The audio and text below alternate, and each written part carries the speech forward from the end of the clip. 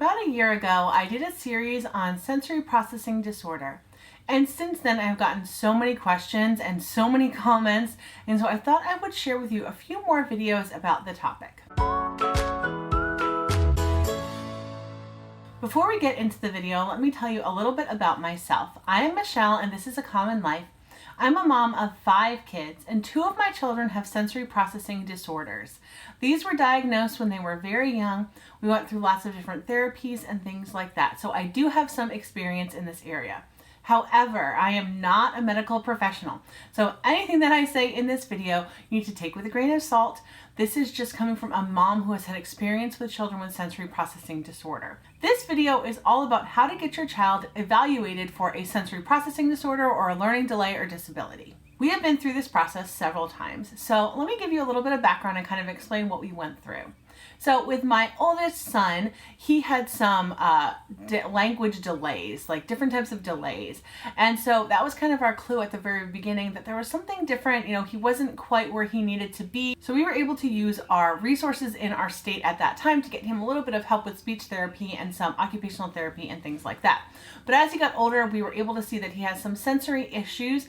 And at that point, our pediatrician was able to refer us to a psychologist who diagnosed him with different things and also referred us to occupational therapy.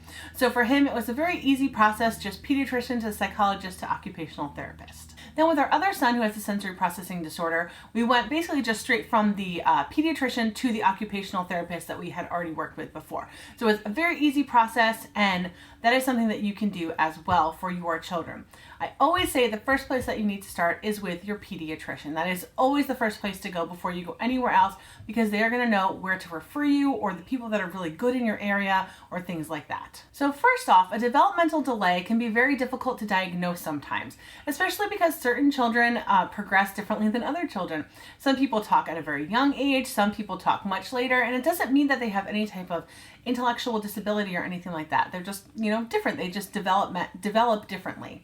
And so there are 2 different types of evaluations. There is a developmental screening and then the actual developmental evaluation.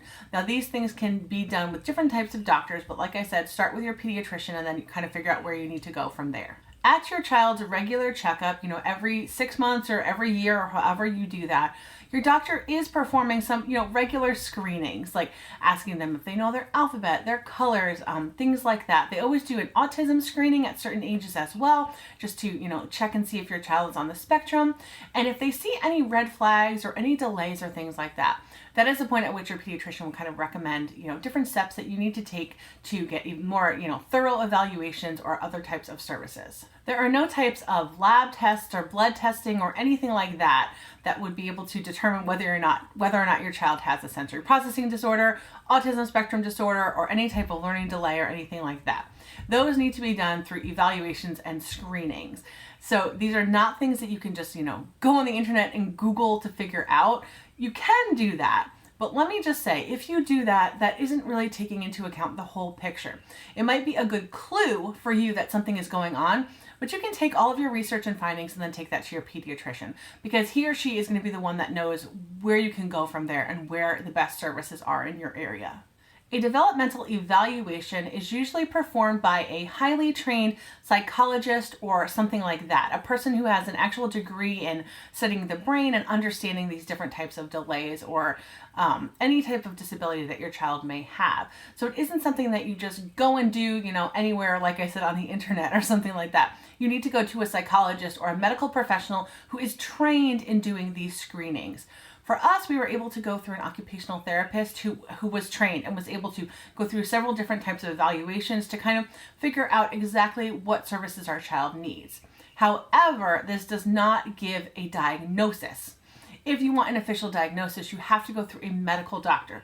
You cannot get an official diagnosis through an occupational or a physical or a speech therapist or anything like that. Usually you can get these diagnoses through a psychologist, although you can also get them through a special types of pediatricians and doctors like that. So just talk to your normal pediatrician and then he or she can kind of point you in the right direction. If your child just has some delays, then especially if it's only in one area, then they can go to maybe, if it's a speech delay, then they can go to a speech pathologist. If it's some type of motor delay, they can go to a physical therapist, or there's an occupational therapist. There's all different kinds of therapies, and just because your child has a delay in one area doesn't necessarily mean they will need all of those types of therapies. They will need whichever therapy is, specifically designed for their needs. If you do have a child with several different delays, or any type of, maybe even just a sensory processing disorder that is also related to delays, you will see that they will end up probably at a speech pathologist, an occupational therapist, and maybe even a physical therapist. It just kind of depends. Every single child is completely different. So what we went through for our children may be, the complete opposite of what you're going to go through with your children. And the wonderful thing about these types of therapies is that they are customizable to your child's needs. And so they will start with wherever your child is and kind of build them up and give them all the services that they personally need to help them grow and develop at a rate that is appropriate for their abilities and their intellect. In the case with our oldest son, we were able to use our state's early intervention program. Now, I don't know how it works in every single state, but in a lot of states, it goes from birth to age 3. So if in those years you see that your child is doing everything behind schedule, talk to your pediatrician and they can get you information about how to actually get access to the early intervention program. And what they will do is they will come actually to your own home and they will evaluate your child there and go through all different kinds of things based on their age. So if they're 18 months old, they will determine, are they able to walk it? Do they sit up? Are they saying any words? Are they babbling any sounds? Things like that. And they kind of, they have like a chart that shows what things are appropriate for what age. And so they're able to see like how delayed your child is or what specific areas your child is delayed in. And then if they are under the age of 3, usually, depending on the state, I think, they're able to offer you services through the state. And it's a really, really wonderful resource. So if you have a child that is under the age of 3, I would highly recommend looking into the early intervention services in your state. The good thing about the early intervention services is that there is lots of proof that using these types of programs is the most beneficial to children. So rather than waiting it out and maybe waiting until they're in preschool or in kindergarten or something like that, if you are noticing these delays early on, you definitely need to look into early intervention, even talk with your pediatrician and determine what to do. Now, if you are dealing with a child with a sensory processing disorder, or if you think that your child has a sensory processing disorder, like I've said so many times, first talk with your pediatrician. That's where you always want to begin, and they will point you in the right direction.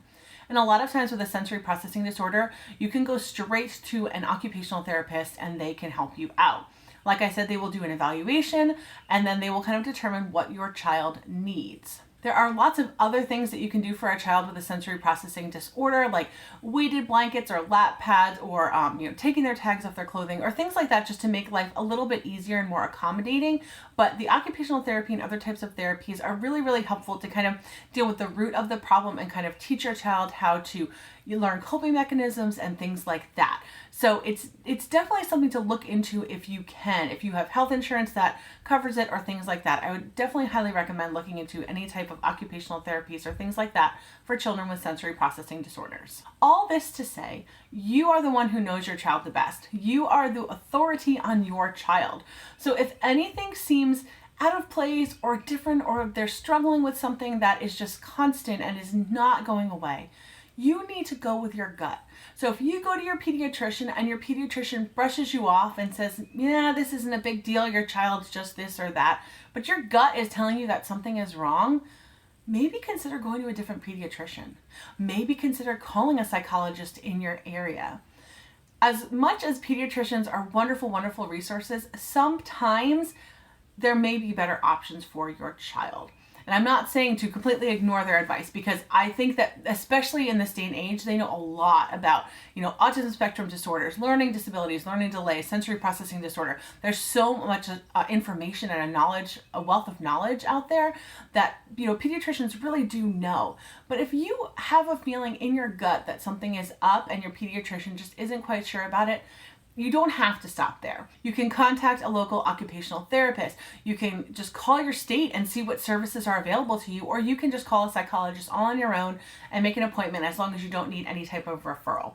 And in most cases, if you talk with your pediatrician and explain that you really do think something is up, 9 times out of 10 or more than that, your pediatrician is going to be on your side and is going to fight with you and for your child. I hope that this video was helpful to you. Again, I am not a medical professional. This is just the information that I have learned over the years. You can go online and just Google these things as well and kind of find lots of other ways to get help. Especially if you Google in your area, you can find all the different types of psychologists and occupational therapists and services and things like that in your area because there are so many different options.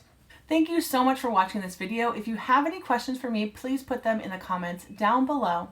And please subscribe if you'd like to see more videos like this in the future. Have a great day.